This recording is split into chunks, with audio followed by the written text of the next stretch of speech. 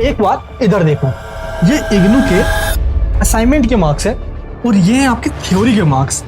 जब आपको final result आता है ना, तो असाइनमेंट जिसको हम टीएमए कहते हैं और थ्योरी के मार्क्स, इन दोनों को मिलाकर ही आपको मार्क्स दिया जाता है। अगर आपने असाइनमेंट नहीं दिया तो थ्योरी चाहे जितनी भी अच्छी दे दो, फेल ही कर देंगे आपको ये। और थ्योरी अगर आपके अच्छे चले गए, असाइनमेंट आपने दिया हुआ है, तो ऑटोमेटिकली आपके ये भी मार्क्स बढ़ जाएंगे और ये भी मार्क्स बढ़ जाएंगे। सबसे बड़ी बात यह है, जिसने अभी तक कुछ नहीं पढ़ा, आखिर वो कैसे पास हो, जो एमए पॉलिटिकल साइंस का फर्स्ट ईयर हो या सेकंड ईयर हो, इस बार एग्जाम देने वाले हैं। आज की इस वीडियो के अंदर मैं आपको ऐसे इंपॉर्टेंट क्वेश्चंस बता दूंगा, जो क्वेश्चंस आपके एग्जाम में आएगा, और वो गलतियां जो आप सभी कर आते हो एग्जाम में, वो गलती से भी नहीं कर आना, अदरवाइज आपको भी फेल कर दिया जाएगा। मैं मनीष वर्मा, आप सभी को स्वागत है हमारे चैनल पर। इग्नू के द्वारा जून एग्जामिनेशन 2025 का फाइनल डेट शीट डिक्लेयर किया जा चुका है। अगर आपने डाउनलोड नहीं किया तो प्लीज डाउनलोड कर लेना। 10 जून से आपके एग्जाम स्टार्ट होने जा रहे हैं और एग्जाम स्टार्ट होने से पहले जो इग्नू के द्वारा आउटडेटेड पोर्शन है आपके सिलेबस में से, वो हटा दिए गए हैं, वो डिलीट कर दिए गए हैं। तो कहीं वो पढ़कर मत चले जाना जो आपके एग्जाम में आने वाला ही नहीं है। तो लेटेस्ट जो सिलेबस है ये फर्स्ट ईयर का है, जो इग्नू के फर्स्ट ईयर में है अभी, एमए पॉलिटिकल साइंस है। तो इनका सिलेबस आपको लिंक मिल जाएगा नीचे हमारे टेलीग्राम ग्रुप के अंदर, वहां चेक कर लेना, या इग्नू की ऑफिशियल वेबसाइट पे ही चेक करना, और अदर वेबसाइट पे चेक मत करना, क्या पता कहीं कुछ और डाल रखा हो। तो ये है सेकंड ईयर के सब्जेक्ट्स।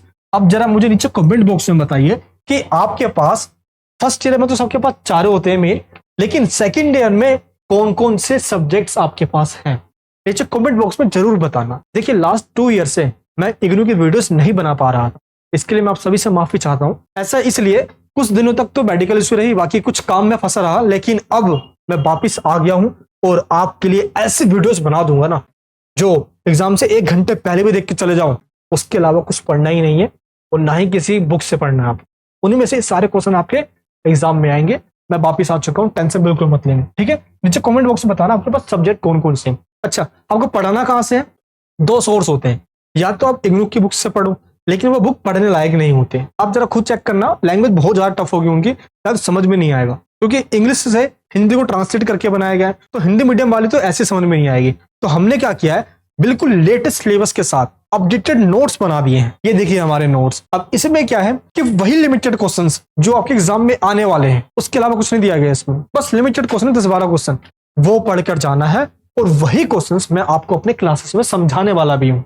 तो इन नोट्स को डाउनलोड करना है, जिसने अभी तक कुछ नहीं पढ़ा है, या जिसने पढ़ तो लिया है लेकिन डर सा लग रहा है एग्जाम में क्या आने वाला है, उनके लिए ये नोट्स बने हुए हैं। अच्छा, कई सारे इग्नू के टीचर से मैंने बात करी, कॉपी चेकर से बात करी, सब ने यही बताया कि इग्नू के अंदर पता मार्क्स कम क्यों आते हैं।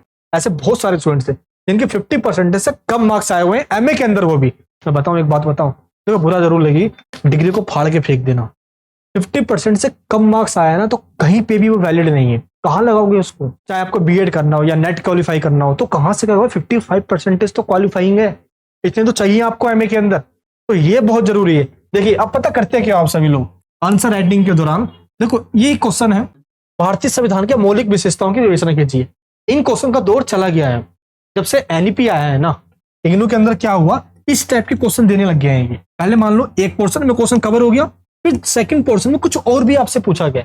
आप क्या करते हो, इतना बताते हो, बाकी के पोर्शन को छोड़ देते हो, ये हल्के में निपटा के आ जाते हो। मार्क्स भी टीचर ऐसे निपटा देते हैं आपके, इसलिए मार्क्स आपके कम आते हैं, ये आपको ध्यान रखना है। अच्छा, अब एनईपी जब से इंप्लीमेंट हुआ है, तो न्यू एजुकेशन पॉलिसी ने क्या कर दिया, पूरे एग्जाम का पैटर्न ही बदल दिया है। और पैटर्न का मतलब क्या है? पैटर्न का मतलब जो क्वेश्चन पूछने का तरीका है वो चेंज हो चुका है, नेचर बदल दिया गया उसका। ये देखिए, आपके क्वेश्चन में क्या है, डिस्कस द पार्लियामेंट्री सिस्टम। अच्छा, यहां तक तो हमें समझ में आ गया भाई, पार्लियामेंट्री सिस्टम के बारे में बताना है, लेकिन सारा गेम तो इसके बाद चेंज होता है। देखिए क्या लिखा हुआ है, क्या आप सहमत हैं? आप सहमत हो क्या? अब जो आगे पूछा गया है, पता है, जो आप पढ़कर जा रहे हो ना, आंसर सारा वही होता है। लिखना इसमें आपको वही है जो पढ़कर गए हो, लेकिन बस इतने से चीज के लिए टीचर देखते हैं कि आपने इसका आंसर दिया या नहीं दिया। देखिए ना आप क्या लिखा हुआ है, क्या आप सहमत हैं? अब टीचर वही ढूंढेंगे कि आप सहमत हो या नहीं। तो आपको ये लिखना है कि जी हाँ, मैं इससे सहमत हूं, या मैं इससे सहमत नहीं हूं। ऐसे मेंशन करना है, उसको हाईलाइट कर देना। टीचर को समझ में आ जाएगा, जी हाँ, आपने ये पोर्शन भी कवर किया हुआ है, मार्क्स आपके नहीं कटेंगे। ये देखिए, डू यू एग्री, क्या आप सहमत हैं? ये देखिए, एक और ऐसा क्वेश्चन आया हुआ है, और दिखाओ आपको मैं, ये देखिए, हाउ डू यू थिंक, अब बताइए आप कैसे समझते हैं? जबकि क्वेश्चन में आंसर तो वही है, लेकिन आपकी एनालिटिकल जो पावर है ना, जो एनालिटिकल थिंकिंग है आपकी, ये वो देखना चाहते हैं। वरना जो रटा रटा है जो पोर्शन है वो तो कोई भी लिख कर आ जाएगा, लेकिन टीचर अब आपसे ये देखना चाहते हैं। और ऐसे ही क्वेश्चन हमने अपने नोट्स में कवर कर दिए हैं। ये नोट्स बहुत बेहतरीन है, मार्केट से आपसे कोई सी बुक लेकर आगे पढ़ लीजिए। मैं ये नहीं कहता कि आप हमारे नोट्स को लीजिए, कोई सी बुक लेकर आ जाइए, लेकिन मोटी मोटी बुक पढ़कर पूरा चैप्टर तो समझोगे। ऐसे क्वेश्चन आपके कवर नहीं हो पाएंगे। हमने क्या किया अपने नोट्स के अंदर, वही लिमिटेड क्वेश्चन जो इग्नू के एग्जाम में पूछे जाते हैं, बार बार रिपीट होते हैं, हमने तो ईयर भी मेंशन कर दिया है, वही आपको नोट्स दे दिया है। आप इसको डाउनलोड जरूर कर लेना, लिंक डिस्क्रिप्शन बॉक्स में। क्वेश्चन में क्या पूछा गया है कि आपको लगता है, डू यू थिंक दैट। अब जो भी आपसे पूछा गया है आगे, पहले आपको इनको जरूर कवर करना होगा, ये ध्यान रखना। अच्छा, इग्नू के एग्जाम में पता है सबसे बड़ी दिक्कत क्या होती है? आप आंसर लिखना स्टार्ट कैसे करते हो? कमेंट बॉक्स में बताना, सारे बताना आप कैसे आंसर लिखते हो। क्या आप पहले आंसर नंबर डाल देते हो, उसके बाद आप इस तरीके से स्टार्ट कर देते हो जैसे आपने मेन पोर्शन लिखना, पैराग्राफ में लिखना स्टार्ट कर दिया?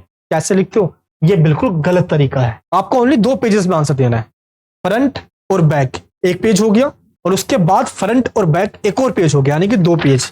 ये फ्रंट है और ये बैक है, इसको सिंगल पेज काउंट किया जाता है, ये ध्यान रखना। और ओनली 2 पेज, अगर बैक और फ्रंट मिला के देखें हम, तो 4 पेजेस में आपका आंसर हो जाता है। ये गलती से मत करना कि आंसर शीट में ज्यादा भर भर के आ जाओ।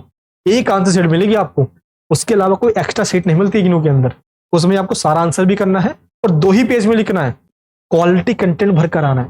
ज्यादा पेज लिखने से मार्क्स नहीं मिलते मेरे दोस्त, ये गलती मत करना आप, ठीक है। अब देखिए करना है आपको कैसे।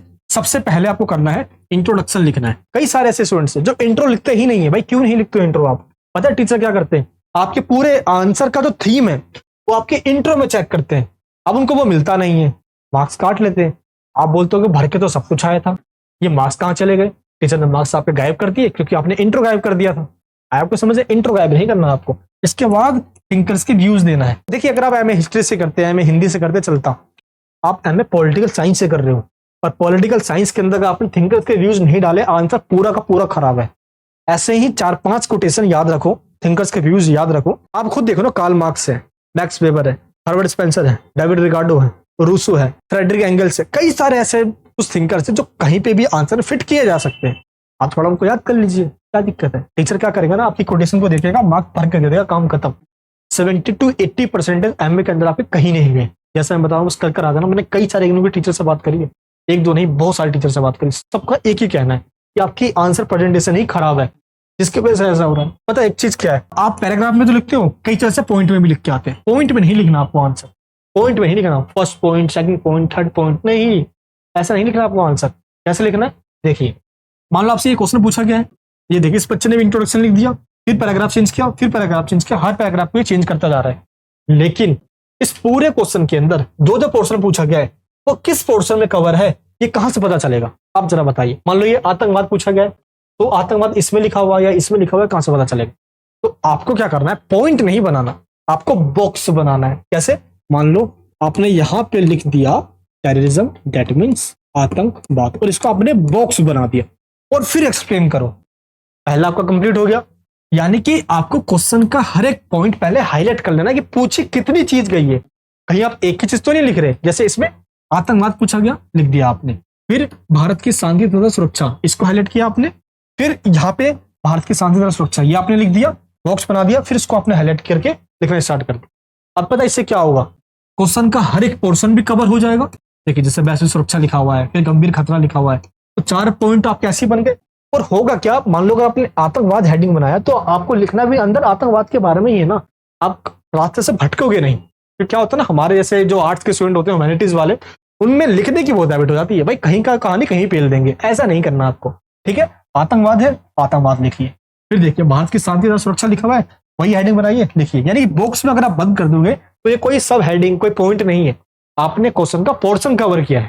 तो भैया टीचर क्या चेक करते हैं, आपके क्वेश्चन में ये भी कवर है, ये भी कवर है, ये भी कवर है, ये भी कवर है, चलो भाई 20 मार्क्स मिल गए आपको। आया समझ में? तो आपको ये ध्यान रखना है, हर चीज को कवर करना है। अगर जरूरत पड़े तो आप फ्लो चार्ट बनाइए, जो चीज आप पॉइंट में अंदर बताने वाले हो उसी पॉइंट को आप इस तरीके से फ्लो चार्ट में बता दीजिए, ऐसे से। अब टीचर क्या करेंगे कि यहीं पढ़ लेंगे, खत्म, आगे वो समझेंगे ही नहीं, हो गया आपका काम तमाम, वहीं पे हो जाएगा। अच्छा कई लोग ना पैराग्राफ में ऐसे लिखते हैं, बद्दी बद्दी राइटिंग में, समझ में ही नहीं आता है ना। टीचर्स आपकी आंसर शीट को चेक करने में जितना कम टाइम लगाएंगे उतने ही ज्यादा मार्क्स आपके आएंगे, ये मैं आपको आज बता रहा हूँ। ये चीज ध्यान रखो, ठीक है। एक चीज आपको कंफर्म कर लेना।